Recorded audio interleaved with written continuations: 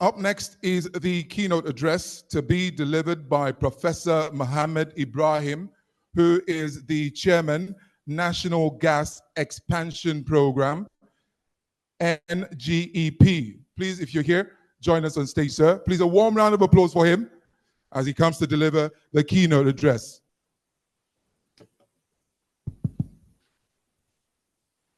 Distinguished ladies and gentlemen, the Honorable Minister of Petroleum Resources, ably represented by His Excellency, our indefatigable Permanent Secretary, Ambassador Ella, who has transformed Nigeria's Ministry of Petroleum Resources to global height. Even though I'm given just only 20 minutes to make a keynote presentation, Hajia Mariam has agreed that I could take an extra 10 minutes just so that we can give a bit more information. Ambassador Ella, when he took position as the Permanent Secretary, Minister of Petroleum Resources, the Ministry of Petroleum Resources, Nigeria, has witnessed phenomenal growth beyond the shores of Nigeria. And I think history deserves to recognize him on what he has done for this country. We have heard about the African Energy Bank, which is the bank that will finance energy projects in Africa. Not only did he create it, he ensured that it is sited in Nigeria and domiciled in Nigeria. If that is the only thing he has achieved for this country, I think he deserves a standing ovation.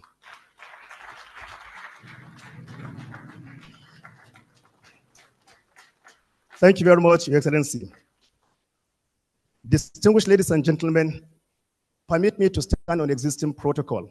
Nonetheless, I must recognize distinguished members of the National Assembly, Your Excellency is present, my beloved sister, Hajia Mariam Ibrahim, for putting this event, and also Hajia Aisha, the former Minister of Women Affairs, who graced this occasion. We thank you very much for being present here. His Excellency, the Permanent Secretary, Minister of Petroleum Resources, Ambassador Ella, was so impressed about what he has seen in the National Open University. I think, as usual, we often miss out the people that have done great things when they leave office. And for this purpose, I think we're highly, I can say, we're highly honored to have in the midst that gentleman who made the National Open University to what it is today, present in this hall, Professor Vincent Tenebe. I think he deserves to be appreciated. He built the edifice that we're all enjoying here this morning. I will go straight to my presentation, but I need to say one or two things about my presentation. Some years ago, when Hajia Mariam Ibrahim came to me and said she was going to put up Autogas Nigeria, I was a bit apprehensive, simply because the nation wasn't ready for it. The nation wasn't prepared for it. And I knew that she was going to face a lot of hurdle. So I told her that I know you very well. And for some of us who know Hajia Mariam, she used to be the president of the Nigerian Army Officers' Wives. And if you knew who she is, you know she's a dogged person and determined. And today we celebrate Autogas Nigeria as the leading capacity building institution on the African continent. I think that she deserves another round of applause. When she came to me about some few weeks ago that she was going to organize this event, I told her, like I always tell most people in the sector, that please, never you associate me with most of your events. And she had asked why. I said, because so many people don't like to hear about Ibrahim. Because I was then championing a new energy for this country. And if you knew the kind of money people make in subsidy, it is $40 billion every year. The total value of Nigeria's revenue earnings from petroleum product export, from crude oil export, is barely $30 billion. So Nigeria had to borrow additional 10 billion US dollars to be able to subsidize gasoline only. So the cartel around gasoline subsidy does not like Ibrahim. So when she came under my program, the National Gas Expansion Program, I said, Hajia, dissociate yourself from me because you are taking a big risk. And myself and my team have taken a lot of risk. We have had accidents, we have had threats to our lives simply because we're trying to bring gas as an alternative to gasoline. But that's a story for another day. So for her to be bold enough to still associate me, or rather with me, honestly speaking, I don't know what is the driving force. But we'll go on nonetheless, so that we'll just share with you what is the basis of the auto gas program in the country, and generally why Nigeria has no alternative if it has to survive as a nation than to adopt gas as an alternative fuel as our energy source. My presentation is going to look at the gas reserves. We're going to look at the sedimentary basins in the country.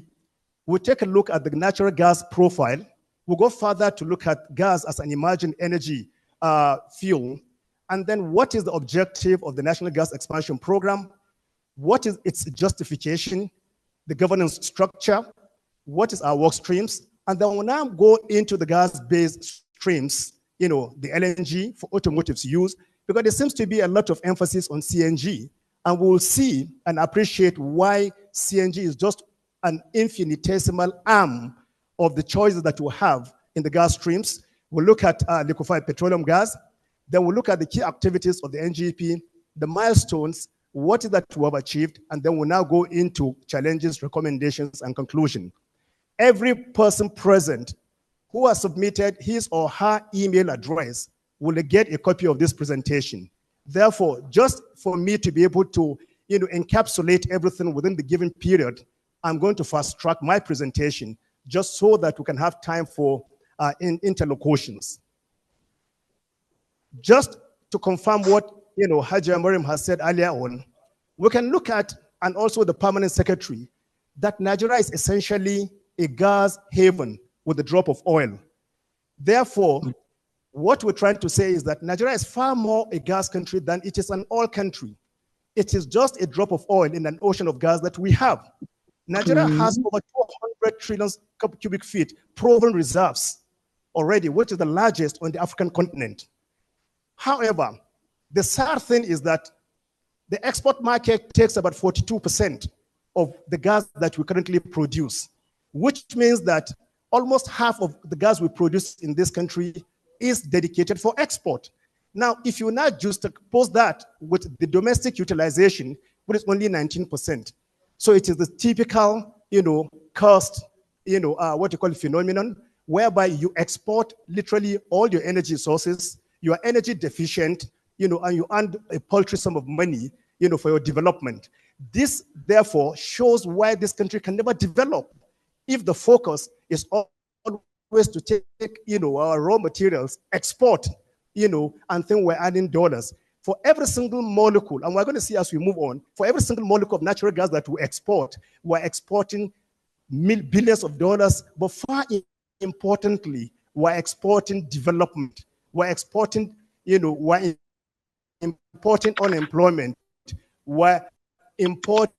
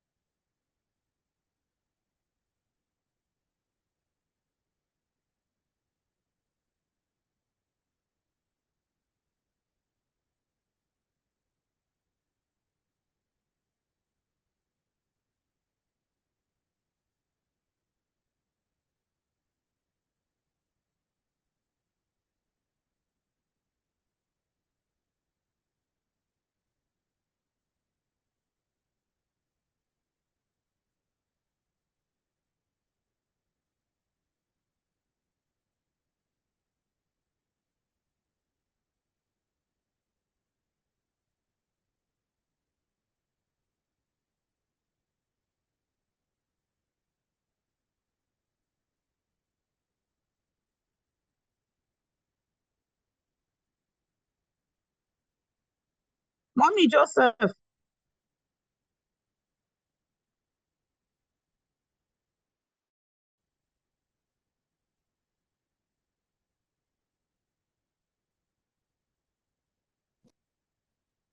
we do not, then we'll continue thinking that, oh, by earning 30 billion US dollars, we're earning nothing. Literally everything that we have in this hall, whether it is textile, petrochemicals, plastics, pharmaceuticals, all come from natural gas. Fertilizers come from natural gas. Literally everything that you need, to survive as a human being. Just imagine the gas, the expanding gas market that are set in the country. Just looking at this table will show you the opportunities that exist if we were to explore and also add value to our natural gas reserves that we're having, starting from E&P exploration. Up until this moment, the emphasis in Nigeria has been exploration and production for crude oil. Now, there's so much opportunities for exploration and production of gas. We have most of the gas produced in the country and what you call associated gas, that we're looking for crude oil, gas comes up, as an accident, and what do? We flare it, we burn it. So we continue burning gas. You go to some Niger Delta, areas in this country, we've been flaring gas for the last 70 years. I was there last week. There are communities in the Niger Delta that are completely illuminated all through 24 hours because of the illumination of natural gas that's being burned. People therefore hardly sleep, because the hormones that enables you to sleep is distorted simply because of the illumination, and it's been going on for the last 70 years. You can now wonder why people are depressed, why people have issues. Yet, if we can only take out all these flares, we can add value to our national economy, power fertilizer production, plastic production, textile production, and development. Right. Just imagine gas processing. Just to take the molecules from crude oil and process it, we will get enough LP. In fact, my wife, cynically tells me all the time that I should resign my appointment as the chairman National Gas Expansion Program. And I asked her, she said, well, when you took on this job some few years back, the price of LPG, cooking gas, 0.5 kg cylinder was 3,500 naira. Today it's about 16,000 naira. It will be because we're exporting the gas. And the value for which we get of the gas we export is less than 5% of its real value. So we currently even import cooking gas. And what had happened was that we expanded the space with the National Gas Expansion Program. When we started harmonizing about people using gas, a lot of people came into the gas space, but unfortunately, rather than increase the gas production, we got to increase gas exportation. Just look at pipeline construction and management. Virtually every vehicle that carries petroleum products in this country, rather than using pipeline, we move petroleum products by road. You will never solve the problem because the axle loads, using tankers, none. 90%, and conventional means of moving petroleum products globally is by pipeline. We've messed up the pipeline system. We've not maintained the pipeline infrastructure. That almost 100% of every single petroleum product, from petrol, gasoline, diesel, gas, is moved by road. And that's why you see so much accidents happening on the road, and the road infrastructure gets bad. But look at the opportunities that this presents. We fix the pipelines. We build additional pipelines. Just imagine what will happen, power generation. And we've been complaining. Again, Nigeria, you can never develop Nigerian economy without power generation. We generate about 5,000 megawatts. And what do we get even to get used? Maybe 2,000, 3,000 megawatts. And how many times have we had gas, power systems collapse in this country? One single company in Western world consumes 5,000 megawatts. Nigeria as a country, over almost 250 million, still battling with only 3,000 megawatts. Are we kidding? These are the opportunities that present. Regasification, marketing. So, it is a realization of all these challenges that I just enumerated earlier on that the then Minister of Petroleum Resources Timmy Silva felt the need to create the National Gas Expansion Program, and I was invited, therefore, to develop the program and chair it with my colleagues that are present here this morning. And essentially what it is about, it is to reinforce and expand gas supply, as well as stimulate demand in the country for the effective and efficient mobilization and utilization of all assets, and infrastructure available in the country. In a nutshell, we are in-country focused in our program. We are not interested in exporting Nigeria's gas resources, for the export market. Our objective at the National Gas Expansion Program, from subsurface to the kitchen, is to ensure that we add value to every single molecule of natural gas, and we're going to see how we have done so. I'm not going to go through this just to save time. Like I said, you are going to have the presentation. Now, therefore, when the present administration, that was administration of President Muhammad Buhari, went to the Conference of Paris in 2016, we succeeded in convincing the entire world that natural gas should be accepted as a transition fuel. Because all hydrocarbon forms, had their own issues, right? But what is even natural gas that we're talking about? For some of us who did elementary chemistry, it is basically CH4, methane. It is the same gas, excuse the word, that we get from latrines, from a sewage system. It's exactly the same chemical composition. Nothing more, nothing less. So how can the world now come to say, oh, you know what? You guys should stop the use of hydrocarbons, stop the use of fossil fuels, and then you go renewable. You go renewable in sun, and so on and so forth. If we do that, this country will collapse. We have no capacity to manufacture any of the components of the renewable energy. We don't have the capacity. And the only resource that we have in abundance and technology that at least we've been able to metricize over the last, 70 years, we're now being asked, to abandon that and adopt a new technology. So at the COP, 26 in Paris, there was a global consensus that natural gas, therefore, should be a transition fuel. And that was what gave rise to the creation of the National Gas Expansion Program in January 2019. Therefore, natural gas supports carbon emission reduction through switching from polluting and carbon-intensive fuels, complementing intermittent renewables, and improving energy efficiency. The structure we have is as follows. Now, the National Gas Expansion Program has what we call gas streams. So we have the compressed natural gas is just one of the elements of the National Gas Expansion Program. It is not the main element. And I'll tell you why. Because Nigeria must take a completely different path from other countries. With all sense of humility, I pioneered CNG in this country in 2005. 19 years later, CNG, I will continue to say, should be considered as one of the options that we have as a country, not the only option. So we have a CNG compressed initiative, basically just so that we can get, our auto gas policy, get transportation policy, in such a manner that we can replace gasoline and diesel consumption in the use of compressed natural gas. What is compressed natural gas? You take the same molecule of natural gas. Listen, the processing of natural gas is so simple.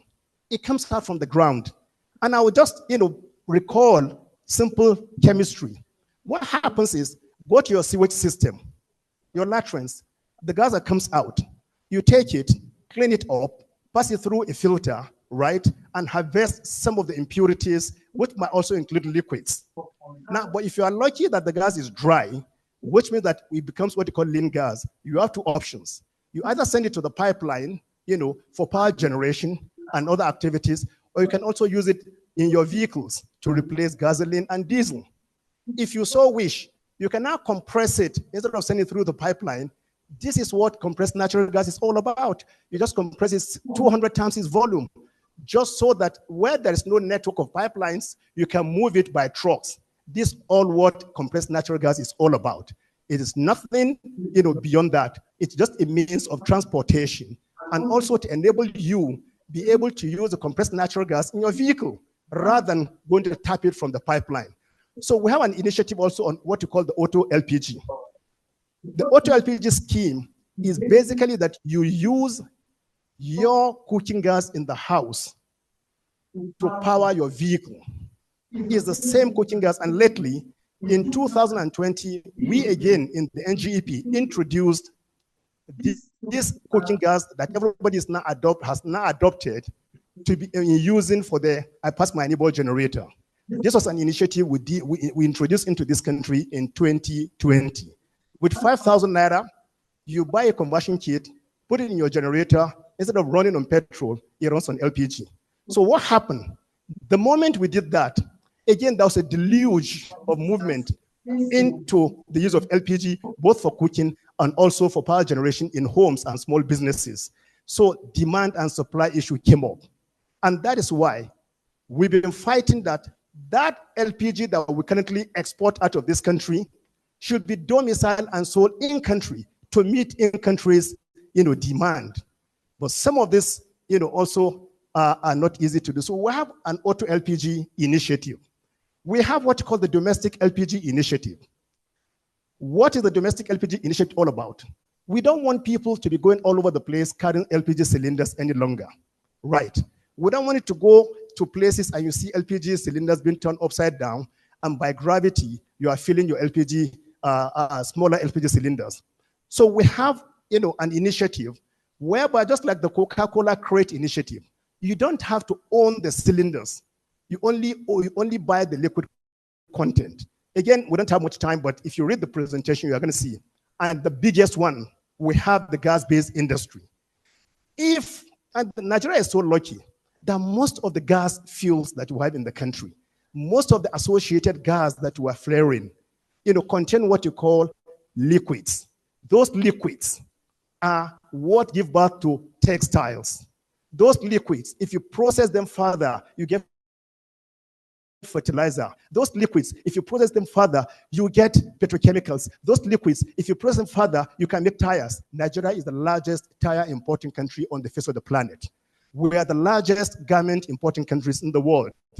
We are the largest, we're the largest importer of fertilizers in the world.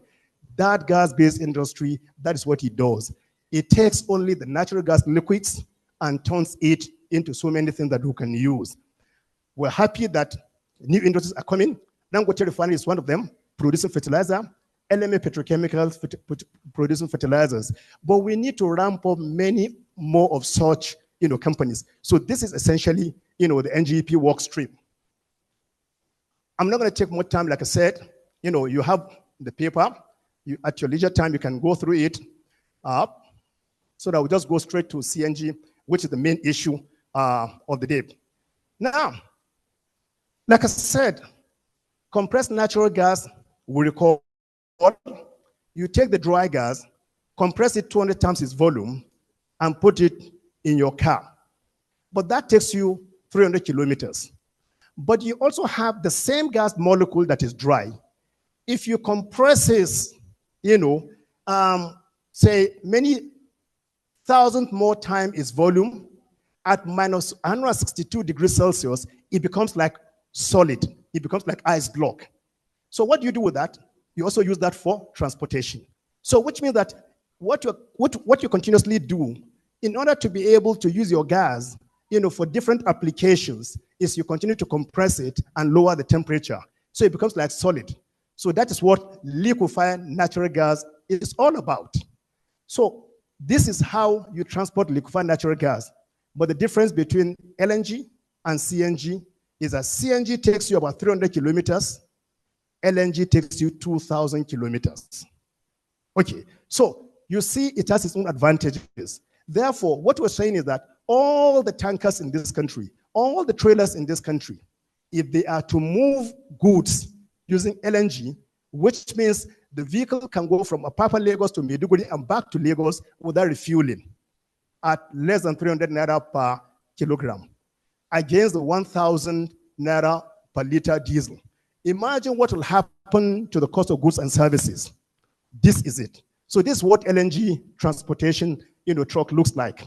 It looks like a normal trucks, but the thing is that it goes further, and then because you compress it at less than 162 degrees Celsius. It becomes, like I said, ice block. So what do you need to do? If you want to get it back into geyser state, you put vaporizer. Simple technology. These are technologies that exist all over the world, but it's gradually getting ground. If every investor has been like Haji Mariam Ibrahim and have, come on 4 years ago when we started harmonizing, this country will have been transformed, but it's never too late. So this is what you see as an LNG cryogenic. What the foreigners were telling us for the last 25, 30, 40 years is that, you guys, you are just flaring the gas. You don't need it. So we're going to help you out. So we'll take the gas, make them into LNG, and we export them. And NGP said, no, we don't want you to export our LNG. We want to use our LNG in country. So, and this is just a simple scheme. So now we have about 10 of this in the country, but we need hundreds, if not thousands of this in the country, just so that the entire LNG we produce in this country is not going to be for export. So people may not ask me, if we do not export LNG, where are we going to get the dollars? Then you can export all the textiles in this world. Then you can export all the fertilizers in this world. Then you can export all the petrochemicals in this world. Then you can import all the pharmaceuticals in this world. Then you become very rich. Then you employ millions and millions of your people. This is exactly what we're talking about. So we have a couple of LNG stations already in country, enabled again by the NGP. We have in Kaduna already. We have in Kogi. We have in Ogun State. We have in Ondo. We have a new one in Nasarawa State. We have in Imo. And next week, we're going to Benue State because we have, starting from Monday, we have a 5-day event in Benue State. And we hope after our event, Benue is going to be completely gasified. So the subject of the day, compressed natural gas. Under the work stream, the CNG 2 focus areas identifying: 1, power generation. There's been so much issue around CNG for automobile use. But CNG, like I said earlier on, is just a means of storage and transportation. The same CNG that you have in your vehicle can be also used for power generation. Power generation under this scheme. So what we have under the National Gas Expansion Program is every local government in this country, from the same CNG storage that you have in every local government area in Nigeria, you will use the same material not only for automotive use, but also for power generation. So which means that in every local government in Nigeria, you have minimum of 1 megawatt. If the only thing that 1 megawatt can do in every local government is to provide power generation, then all the welders, all the tailors, all the small and medium enterprises, we have electricity at a very, very low rate.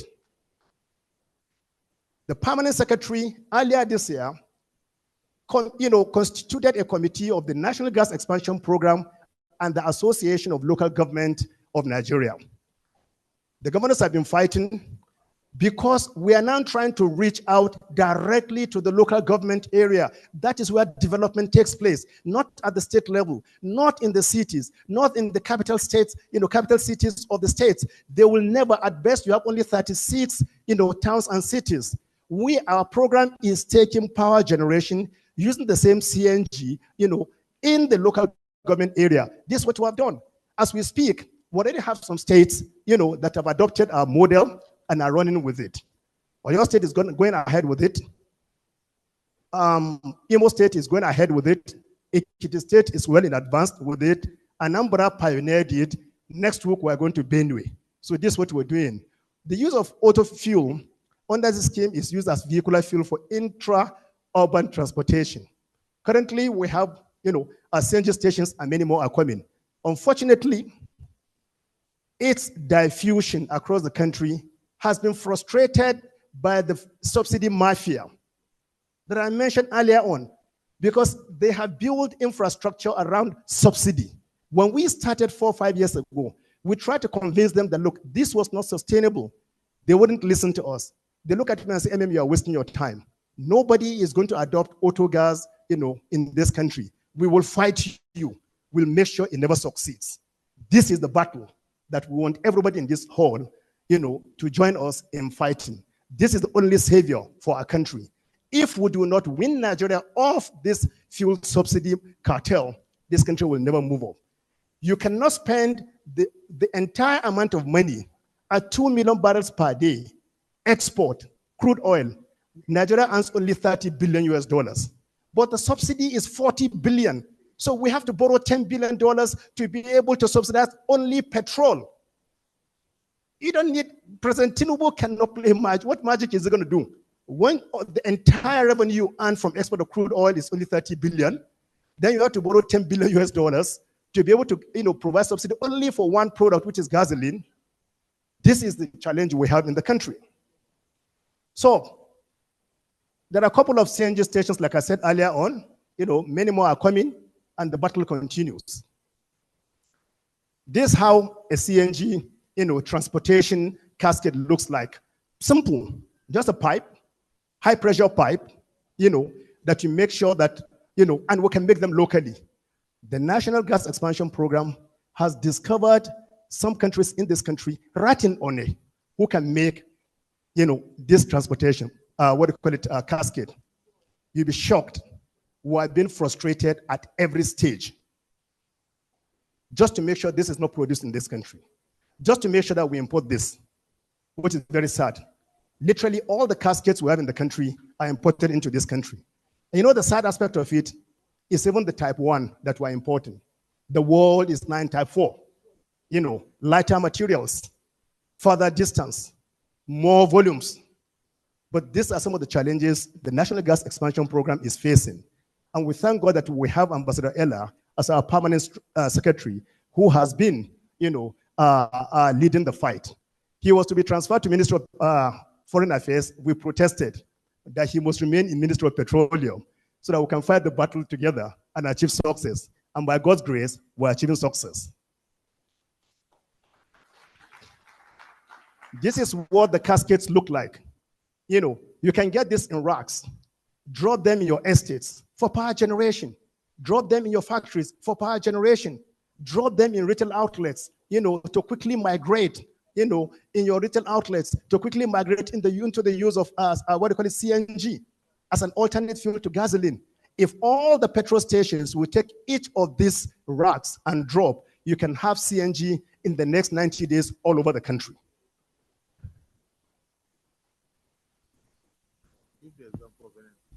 This is exactly what the NNPC is doing along Airport Road, and we expect many more oil and gas, many more retail outlets to do that. But you know what? They refuse to do it because they still believe the program will fail. Otherwise, these are solutions. Just pick up a rack, drop it in your petrol station, put a dispensing facility, and start dispensing CNG. These guys are tough, believe me. We've gone through hell in fighting this cartel. This is what you just need, a simple compressor, connect it, to the casket, to the rack, and start dispensing in the petrol stations. But the amazing thing, I still see new stations being built, 100%, gasoline. That tells you that they know certain things that we don't know.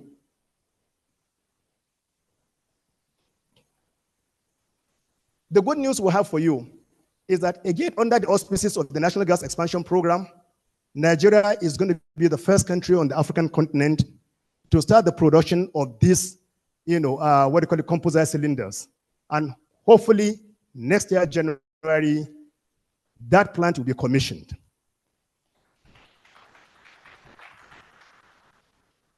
An interesting thing about these composite cylinders, unlike the old cylinders that are steel, these cylinders come from what you call polymer resins. Polymer resins come from the natural gas liquids I told you about. They are made from natural gas, 100%. So these cylinders will be made in this country using natural gas as raw materials to make cylinders. And the factory, we've been there several times in Edo State. They are doing test production. It is type 4 composite cylinder. Nigeria is the first country on the African continent that will start producing type 4 composite cylinders. This same factory will produce all the cylinders you need for your CNG vehicles in Edo State, 4 million. But the interesting thing, 80% of the companies is a company called Denmark. 80% of its products have been bought by other African countries. The permanent secretary had to insist that at least 60% be sold in country. We need many more of this.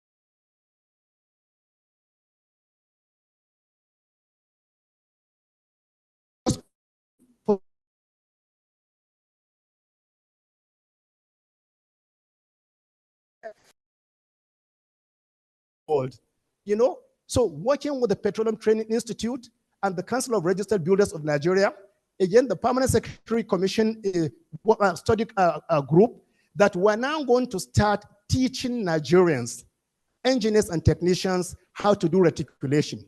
Let me tell you, this country, we have less than 1,000 people who can do reticulation, which means that all you just need to do is bury the LPG tank or gas tanks, and you distribute it in all homes. And this is it. From the same location, you can have power generation. We have a project that, you know, we champion, what do you call it in Lagos, Chevron Estate, over 700 houses. Within the same estate, they are using the same gas. We bury the LPG tank, using the same gas for power generation, gas for homes, every apartment, and also gas as well, you know, what do you call it, for the vehicles within the same estate. But the interesting thing about this is you only buy the volume of gas you want to buy. Real-time online, you want to buy gas, what, 2,000 naira, you press it, you purchase only 2,000. Once 2,000 worth of gas pass it, it shuts down the valve. Simple.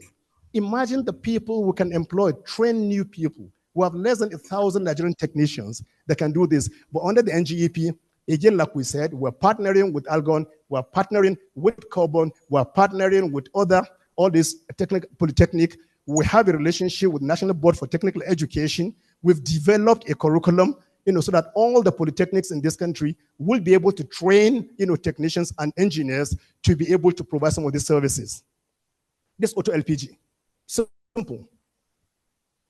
Now, let me rush because I've been asked that I have barely 5 minutes to go. So, what has been our main job over the last 3-4 years? We've engaged with virtually every single stakeholder in Nigerian, what do you call it, sphere. And that is where Haja Mariam ran into us. And today, this is a manifestation and a confirmation of some of the stakeholders' engagement we've had. Rollout of NGP at state and local government levels. We've participated in conferences and strategic visits. So, these are some of the events we've held all over the country, just to ensure that we focus on using our gas resources for Nigeria's development, not for export. This is very key to us. One of the strategic and short-term is acceleration implementation of the 4 focal areas of auto gas, CNG, domestic LPG, and GP across Nigeria. We want to domicile this at the local government level. We want to have gas-based industries at the local government level. I want all of you guys to follow up our program next week in Benue. For the first time, we're going to introduce what you call coal bed methane. It's a new technology that we're going to introduce whereby you generate gas from coal so that states that have coal do not have to wait for gas that's coming from Niger Delta. States with coal reserves will generate gas from their own coal and use them as CNG for their vehicles, use them as gas for power generation, and use them as gas for cooking within their states. This is the whole essence of what we're doing all over the country.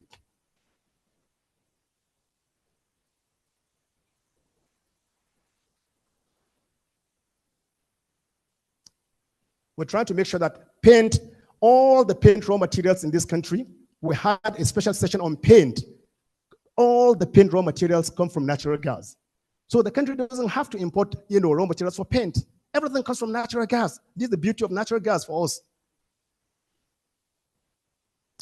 Let me one down so that, we can give, we're already starting late already.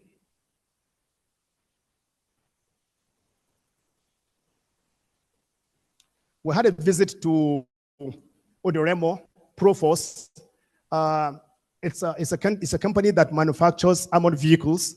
So we met with them and we introduced to them the concept of them, instead of using diesel, when they're fighting, and anytime they had to stop to be able to fuel their armored vehicles, they can be under attack. So we said, okay, why don't you introduce LNG as, fuel for your armored vehicles so that it can go 2,000 kilometers and back, without the need to wait, in battles. And that is currently being considered. And it's going to be the first of its type in the world. These are 1 megawatt facilities in factories. This is in Abia State. Most of the state, for instance, in Akwa Ibom, have adopted it. One local government, 1 megawatt. His Excellency, the current governor of Eno, he's already introduced that in Akwa Ibom State. This inner galaxy, again in Abia State. Some of the states are far more progressive than others, and what we do is that virtually all the states are aware, but like I said, some are more progressive than others. These are some of the first indigenous auto assembly, company in Nigeria that, again, the NGEP, enabled. This was in 2020, long before, anybody started talking about CNG. This Adova, which is now AP, we had meetings with the Nigerian, Air Force, to make sure that the Air Force, facilities all over the country also, go on gas.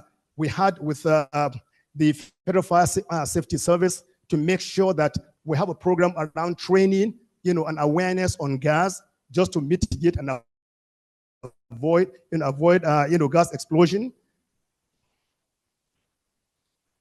We've done so many things, like I said, but